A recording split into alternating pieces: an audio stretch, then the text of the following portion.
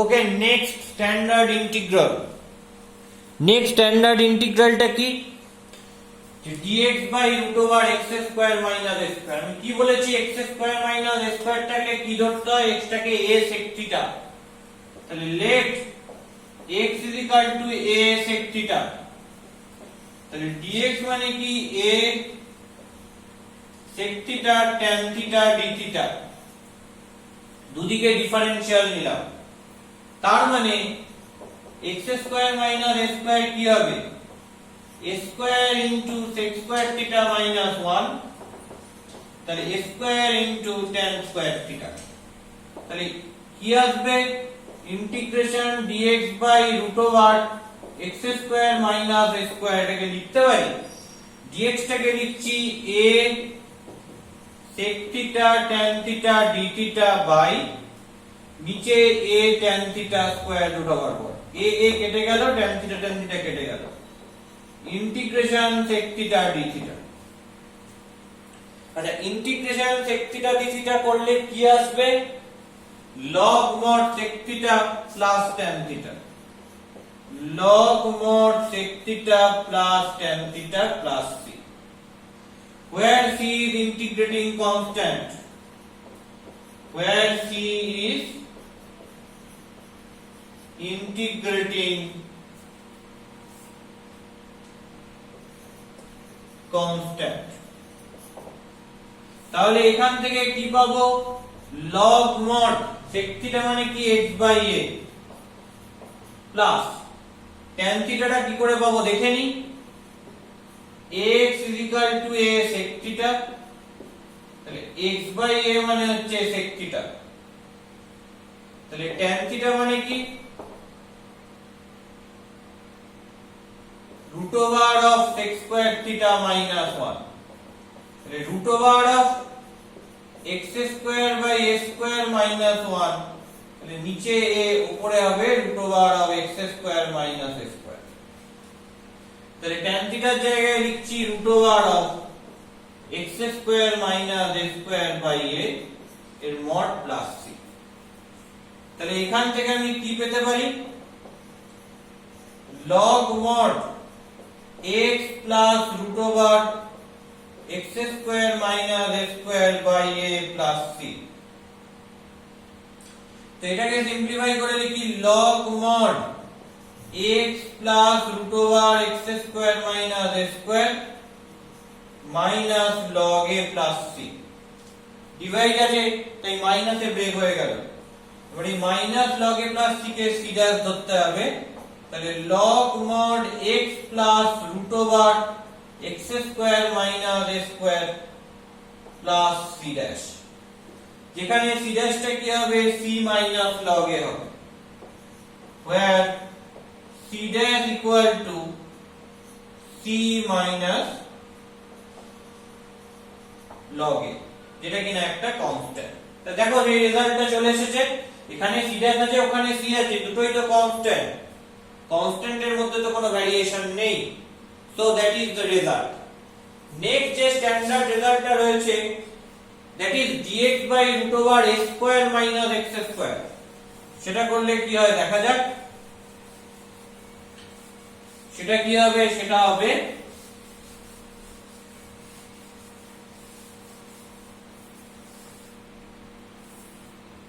Integration dx by root over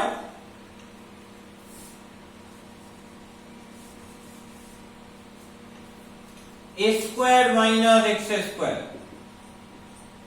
তাহলে এখানে কি পাবো? এখানে পাবো sin inverse x by a plus c, where c is integrating constant। কি করে পাবো দেখা যাক। আমি জানি a square minus x square থাকলে কি ধরতে হয়? x টাকে a sin থিটা আর a cos থিটা। তো আমি ধরছি let x is equal to a sin theta. তাহলে dx মানে কি দাঁড়াবে? d of a sin theta. তাহলে dx মানে a cos theta d theta. পরিষ্কার? তাহলে integration dx by root over a square minus x square. dx এর জায়গায় লিখছি a cos theta d theta by root over a square minus x square মানে কি a square minus a square sin square theta, তাহলে a square into 1 minus sin square theta তার মানে cos square theta হয়ে যাবে, তাহলে হলো a square into cos square theta, তাহলে root over a square minus x square করলে কি হবে a cos theta হয়ে যাবে, কেটে গেল এই পুরোটা, তাহলে ইন্টিগ্রেশন d theta করলে হবে theta plus c, where c is integrating constant। তাহলে থিটা মানে এখান থেকে কি পাবো x হলো a sin theta, তাহলে x by a মানে sin theta আর থিটা মানে হচ্ছে sin inverse x by a, তাহলে বসিয়ে দিলাম that is sin inverse x by a plus c, তাহলে এখান থেকে যেটা পাচ্ছি থিটা মানে হচ্ছে sin inverse x by a, that is sin inverse x by a plus c। তো এই হচ্ছে বেসিক্যালি আমাদের স্ট্যান্ডার্ড কিছু রেজাল্ট যেগুলো এই চ্যাপ্টারে আমাদের জানতে হবে, যেগুলো এই চ্যাপ্টারের জন্য খুব ইম্পর্টেন্ট। তো নেক্সট আরো কিছু জিনিস রয়েছে যেগুলোকে আমরা বলবো স্পেশাল ফর্ম অফ ইন্টিগ্রালস। কি বলবো স্পেশাল ফর্ম অফ ইন্টিগ্রালস, মানে ওই ফর্মের যদি ইন্টিগ্রাল থাকে, ওই ফর্মের যদি ইন্টিগ্রেশন করতে হয় তাহলে কি মেথড অ্যাপ্লাই করতে হবে, কি মেথড অ্যাপ্লাই করলে ইন্টিগ্রেশন হবে সেটাই এখানে মূলত বলা হয়েছে।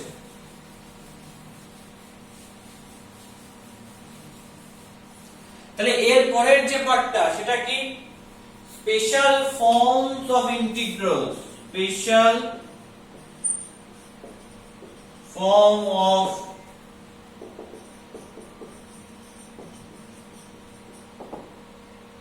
ইন্টিগ্রালস। তাহলে স্পেশাল ফর্ম অফ ইন্টিগ্রালস এ আমায় কি করতে হবে, কিছু স্পেশাল টাইপ অফ ইন্টিগ্রাল কিভাবে করব সেটা দেখতে হবে। ধরো আমি number 1 dx by ax square plus bx plus c এই ফর্ম অফ ইন্টিগ্রেশন আমার কাছে রয়েছে, যেখানে এটা নট ইকুয়াল টু 0, কেন, কারণ এটা কোয়াড্রেটিক রাখতে হবে। আমি আগেও বলেছিলাম যে উপরের পার্টটা হচ্ছে ডিগ্রি 0, কিছু নেই, কনস্ট্যান্ট 1 আছে, আর নিচের পার্টটা কি, নিচের পার্টটা কোয়াড্রেটিক, দ্বিঘাত, তার রেসপেক্টে x এর রেসপেক্টে তখন কি করতে হয়, ডিনোমিনেটর যে পার্টটা রয়েছে এটাকে দুটো স্কয়ারে অ্যাডিশন অর সাবট্রাকশন করে সাজাতে হবে, এটাকে দুটো স্কয়ারের অ্যাডিশন অর সাবট্রাকশন করে সাজাতে হবে। তাহলে এটাকে কি করব, make it addition or subtraction of two squares, make it addition or subtraction of two squares। Okay, so that is rule। এইটাকে আমায় দুটো স্কয়ারের অ্যাডিশন অথবা সাবট্রাকশন করে লিখতে হবে। নাম্বার 2 বলছে উপরটা লিনিয়ার, মানে integration lx plus m by ax square plus bx plus c dx। এখানে অবশ্যই l নন জিরো এবং এটাও নন জিরো, তার মানে বলছে যাতে উপরেরটা লিনিয়ার থাকে আর নিচেরটা কোয়াড্রেটিকই থাকে। তাহলে এইটা সলভ করব কি করে, এটা সলভ করার ওয়ে আউট কি, এটা সলভ করার ওয়ে আউট হচ্ছে যে এই যে নিচের পার্টটা কোয়াড্রেটিক আর উপরেরটা লিনিয়ার, তার মানে নিচের পার্টটা ডিফারেনশিয়াল করে বা ডেরিভেটিভ করে দেখবো উপরের পার্টে কি রয়েছে এবং উপরের পার্টটাকে অ্যাডজাস্ট করব। তাহলে adjust numerator with help of derivative of denominator. তাহলে এর রুল হচ্ছে adjust numerator with help of derivative of denominator, তার মানে অ্যাডজাস্ট করব নিউমারেটর কে with help of derivative of denominator. ডিনোমিনেটরটাকে ডেরিভেটিভ করব, যেটা পাবো সেটা উপরে আমি অ্যাডজাস্ট করার চেষ্টা করব। তাহলে এইটা গেল দুটো, এগুলো আমরা আগে অলরেডি জেনে ফেলেছি, মানে আগেও আমি এগুলো বলেছি, আবারও একবার করে বললাম। নাম্বার 3 কি আসছে? নাম্বার 3 টা নতুন, এইটা আমরা আগে বলিনি। কি বলিনি? Integration dx by root over of ax square plus bx plus c where a not equal to 0। তার মানে যদি নিচে রুটের ভেতর কোয়াড্রেটিক থাকে তখন কি হবে? একই মেথড, রুটের ভেতর যে কোয়াড্রেটিক টার্মটা রয়েছে একে দুটো স্কয়ারের অ্যাডিশন অর সাবট্রাকশন করে লিখতে হবে। তাহলে make it addition or subtraction of two squares. তাহলে কি করে লিখব? Make it addition or subtraction of তাদের টু স্কয়ারস, দুটো স্কয়ারের অ্যাডিশন অর সাবট্রাকশন করে লিখতে হবে। Make it addition or subtraction of two squares. পরিষ্কার? এইবার যদি উপরে লিনিয়ার থাকে এবং রুটের ভেতর কোয়াড্রেটিক থাকে তখন কি করব? তখনও সেই আমার একই রকমের ওয়ে আউট হবে। Number 4 integration lx plus m by root over of ax square plus bx plus c dx। যদি এটা হয় যেখানে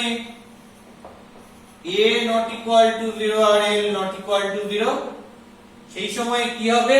সেই সময় একই ঘটনা ঘটবে, রুটের ভেতর যে টার্মটা রয়েছে সেটাকে আমি দুটো স্কয়ারের যোগফল বা বিয়োগফল আকারে সাজিয়ে তো পরে লিখবই, তো তার আগে যেটা করতে হবে সেটা হচ্ছে এইটা ডেরিভেটিভ নিতে হবে, রুটের ভেতর যে টার্মটা রয়েছে সেটা তার ডেরিভেটিভটা নিয়ে উপরে সাজাতে হবে।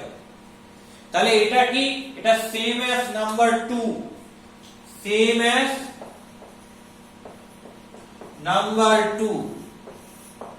রুটের ভেতর যে পার্টটা রয়েছে তার ডেরিভেটিভ করব, করে নিয়ে নিউমারেটরে সেটা অ্যাডজাস্ট করব, নিউমারেটরে সেটা সাজাবো, এবং তারপর দেখবে যে উপরের পার্টটা লিনিয়ার ছিল, লিনিয়ার থেকে ওটা কনস্ট্যান্টে শিফট করে গেছে, এবং যখন কনস্ট্যান্টে শিফট করে যাবে সেই সময় এই ওয়েতে মানে নিচের পার্ট থেকে দুটো স্কয়ারের যোগফল বা বিয়োগফল আকারে লিখে আমাকে প্রবলেমটা সলভ করতে হবে। তাহলে এই হচ্ছে বেসিক 1 2 3 4 গেল। এইবার হচ্ছে চারটে টাইপ অফ ইন্টিগ্রাল দেখব এবং তাদের কিছু প্রপার রুল আছে, প্রপার সাবস্টিটিউশনের ওয়ে আছে। সেই ওয়েতে সাবস্টিটিউট করলে সবচেয়ে সহজভাবে অঙ্কটা করা যায় এবং সেই ওয়েতে সাবস্টিটিউট করলে ক্যালকুলেশনটা ইজি হবে। তাই জন্য আমরা সেই ওয়েগুলো, সেই উপায়গুলো মেনটেন করব। কি কি ওয়ে আছে? এরপরে আরো চারটে টাইপের, সেইগুলো হচ্ছে খুব ইম্পর্টেন্ট, যেগুলো তোমাদেরকে মনে রাখতে হবে এবং দেখে দেখে অঙ্কের সময় ইউজ করতে হবে। So number 5 very very important. কি রকম ফর্মের ইন্টিগ্রাল নাম্বার 5 এ দেখব? Integration dx by lx plus m into root over ax plus b। তার মানে উপরে কিছু নেই, উপরে 1 রয়েছে আর নিচে কি রয়েছে? নিচে দুটো ফ্যাক্টর, একটা হচ্ছে রুট ছাড়া আর একটা রুট দিয়ে। রুট ছাড়া যেটা রয়েছে সেটাও লিনিয়ার আর রুটের ভেতর যেটা রয়েছে সেটাও linear. That is linear, also that is linear. তাহলে এই রকম সিনারিও যখন আসবে, দেখবে অঙ্ক করতে দেবে, সেই অঙ্কতে এই রকম সিনারিও আসছে, ইন্টিগ্রেশন dx বাই একটা linear term into root over of একটা লিনিয়ার টার্ম। তখন কি করতে হয়? রুটের ভেতর যে টার্মটা রয়েছে তাকে z স্কয়ার ধরতে হয়। আমরা ইন জেনারেল জানি রুটের ভেতর যে টার্মটা রয়েছে তাকে যদি হোল স্কয়ার ফর্মে সাজাতে পারি তাহলে রুটের ভেতর থেকে সেটা চলে আসবে এবং আমি সেখান থেকে কি করতে পারবো, ম্যানিপুলেট করতে পারবো, ক্যালকুলেশন করতে পারবো। তো তাই জন্য রুটের ভেতর যে টার্মটা সেটাকে জেড স্কয়ার ধরবার চেষ্টা করব। তাহলে কি ধরবো, assume ax plus b equal to z square, এবং তারপর যদি আমি সাবস্টিটিউট করি তাহলে অঙ্ক করাটা আমার অনেক সুবিধা হবে, ক্যালকুলেশন অনেক ইজি হবে, এবং এই ওয়েতেই আমরা সাবস্টিটিউশন করে এগোবো। তাহলে এটা গেল কি, এটা গেল স্পেশাল ফর্ম 5। এবার আসছে স্পেশাল ফর্ম 6। সেটা কিরকম, ইন্টিগ্রেশন dx বাই বাইরে লিনিয়ার আর ভেতরে root over of some quadratic ax square plus bx plus c। তাহলে এই ধরনের যখন কেস আসবে, dx বাই বাইরেটা লিনিয়ার আর রুটের ভেতর যেটা থাকবে সেটা হবে কোয়াড্রেটিক,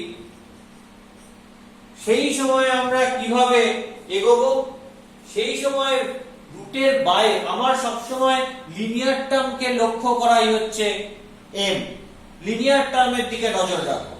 তাহলে এই বাইরে যে লিনিয়ার টার্মটা রয়েছে সেটাকে আমায় কি ধরতে হবে, 1/z ধরতে হবে, ধরে সাবস্টিটিউট করতে হবে। তুমি প্রশ্ন করতে পারো কেন হঠাৎ এরকম সাবস্টিটিউট করছি। এইরকম ভাবে সাবস্টিটিউট করলে দেখা গেছে যে অঙ্কের যে ক্যালকুলেশনটা সেটা অনেক সোজা হয় এবং অঙ্কটা অনেক ইজিলি আমি সলিউশনে পৌঁছাতে পারি, তাই এই সাবস্টিটিউশন করা হচ্ছে। তুমি বলতে পারো তাহলে অন্য কি কিছু সাবস্টিটিউশন করা যাবে না? হ্যাঁ, যেতেই পারে অন্য কিছু সাবস্টিটিউশন। কেউ চাইলে এটাকে জেড স্কয়ার ফর্মে ধরে সাবস্টিটিউট করতেই পারে, কিন্তু তাতে যে অঙ্কটা তৈরি হবে সেটা আদৌ শেষ অবধি পৌঁছানো যাবে কিনা, তার কোনো স্ট্যান্ডার্ড রেজাল্ট আছে কিনা সেটা আমরা কিন্তু জানি না। হয়তো কিছু সময় পৌঁছানো গেল আর বাকি সময় পৌঁছানো গেল না। তাহলে কি রয়েছে, একটা দোটানা রয়েছে সেই ধরনের সাবস্টিটিউশনে। কিন্তু যদি এটাকে 1/z দিয়ে সাবস্টিটিউট করা হয় তাহলে অলওয়েজ অ্যানসার পাওয়া যাবে, অ্যানসার পেতে বাধ্য। তো দ্যাটস ওয়াই আমরা এটাকে স্ট্যান্ডার্ড সাবস্টিটিউশন বলে ধরে নিতে পারি। তাহলে আমি অ্যাজিউম করছি কি, যে lx plus m equal to 1/z, that is very important form। এবার আসছি আমরা নাম্বার 7। নাম্বার 7 এ কি, এখানে দেখো খেয়াল করে বাইরে লিনিয়ার ভেতরে রুটের ভেতর লিনিয়ার, এখানে বাইরে লিনিয়ার ভেতরে রুটের ভেতর কোয়াড্রেটিক। এবার বাইরে কোয়াড্রেটিক এবং রুটের ভেতর কোয়াড্রেটিক থাকলে কি হবে, ইন্টিগ্রেশন dx বাই বাইরে কোয়াড্রেটিকটাকে আমি কিভাবে ধরছি, এই ফর্মে a এর x square plus m into রুটের ভেতর কোয়াড্রেটিকটাকে ধরছি ax স্কয়ার প্লাস b। এটাও কি, এটাও হচ্ছে কোয়াড্রেটিক, আর এটাও কি, এটাও হচ্ছে কোয়াড্রেটিক। তাহলে সেখানে আমি কি অ্যাজিউম করব, এখানে একটা অদ্ভুত রকমের অ্যাসাম্পশন নেওয়া হয়। কি নেওয়া হয়, এই ax স্কয়ার প্লাস b এটাকে ধরা হয় x স্কয়ার z স্কয়ার। এই যদি আমি সাবস্টিটিউশনটা নিই তাহলে এই সাবস্টিটিউশনটা করলে আমি অঙ্কটা সলভ করতে পারবো। তাহলে যদি এরকম ধরনের ইন্টিগ্রাল থাকে তখন এটাই হচ্ছে আমার স্ট্যান্ডার্ড সাবস্টিটিউশন। ঠিক আছে, এবার এইটা স্ট্যান্ডার্ড সাবস্টিটিউশন কেন, ঠিক আগের লজিকেই হবে। তবে কেউ যদি চায় এর প্রমাণ দেখতে যে কেন এটাকে সাবস্টিটিউট করছি, কিভাবে করছি এবং অন্য কোনো ওয়ে যদি ইউজ করি তাহলে কেন সঠিক রেজাল্ট পাওয়া সম্ভব নয়, তাহলে সে আমার সাথে পার্সোনালি যোগাযোগ করবে, আমি তাকে পার্সোনালি এই পুরো ব্যাপারটা বুঝিয়ে দেবো। এটা আমাদের 12th স্ট্যান্ডার্ডের জিনিস না, এটা একটু হায়ার স্ট্যান্ডার্ড জিনিস, তাই জন্য আমি এইখানে ডিসকাস করছি না। বাট স্টিল তোমাদেরকে কিন্তু এগুলো মনে রাখতে হবে, কারণ এগুলো অঙ্কে ইউজ করতে হবে। এই স্ট্যান্ডার্ড এইরকম ফর্মের ইন্টিগ্রাল থাকলে এর স্ট্যান্ডার্ড সাবস্টিটিউশন হচ্ছে রুটের ভেতর যে কোয়াড্রেটিকটা রয়েছে x স্কয়ার প্লাস b তাকে x স্কয়ার z স্কয়ার আকারে ধরতে হবে এবং ধরে পুরো সাবস্টিটিউশন প্রসিডিউরটা করতে হবে। এই ধরনের অঙ্কগুলো 4 মার্কস এবং 5 মার্কস, 4 মার্কসের শেষে এবং 5 মার্কসের শেষে পাওয়া যাবে চ্যাপ্টারে। ঠিক আছে, প্রথম 2 মার্কসে নেই, চ্যাপ্টারে 4 ও 5 মার্কসের শেষে পাওয়া যাবে, কারণ এগুলো বেশ বড় বড় হয় অঙ্কগুলো। আর নাম্বার 8 লাস্ট, এখানে কি বলছে, এটা যদি integration dx by x minus a whole to the power n into x minus b whole to the power n এই ফর্মের যদি কোনো একটা ইন্টিগ্রাল হয়, তাহলে তখন আমাকে কি করতে হয়? তখন আমাকে সাবস্টিটিউট করতে হয় যে x minus a is equal to some constant into x minus b। ঠিক, এবার সরি, যদি এই ফর্মের কোনো ইন্টিগ্রাল থাকে তখন আমাকে কিভাবে সাবস্টিটিউশন করতে হয়? এই ফর্মের কোনো ইন্টিগ্রাল থাকলে আমাকে অ্যাজিউম করতে হয় x minus a is equal to z into x minus b। যদি আমি এইভাবে সাবস্টিটিউশন করি, এটাকে আমি স্ট্যান্ডার্ড সাবস্টিটিউশন বলে দাবি করি, এভাবে সাবস্টিটিউট করলে আমি সহজে অ্যানসারে পৌঁছাতে পারবো। কেন পারবো, কি জন্য পারবো, কারণ জানার আগ্রহ থাকলে আমার সাথে পার্সোনালি কথা বলবেন, আমি এটা বলে দেব। বাট স্টিল এটা এই ক্লাসে আলোচনা করার বিষয় নয়। আমাদেরকে এই স্ট্যান্ডার্ড যে রেজাল্ট গুলো রয়েছে সেই রেজাল্ট গুলো মনে রাখতে হবে, এবং এই ফর্মের ইন্টিগ্রাল দেখলেই সেখানে এই রেজাল্ট গুলোকে আমায় স্ট্যান্ডার্ড ওয়েতে ইউজ করতে হবে। এগুলো সব স্ট্যান্ডার্ড রেজাল্ট, এগুলো আমি এইচএস এ ইউজ করতে পারবো। ওকে, আশা করি বোঝা গেছে। তো আমরা এবার 2 মার্কসের অঙ্কে চলে যাব সোজা।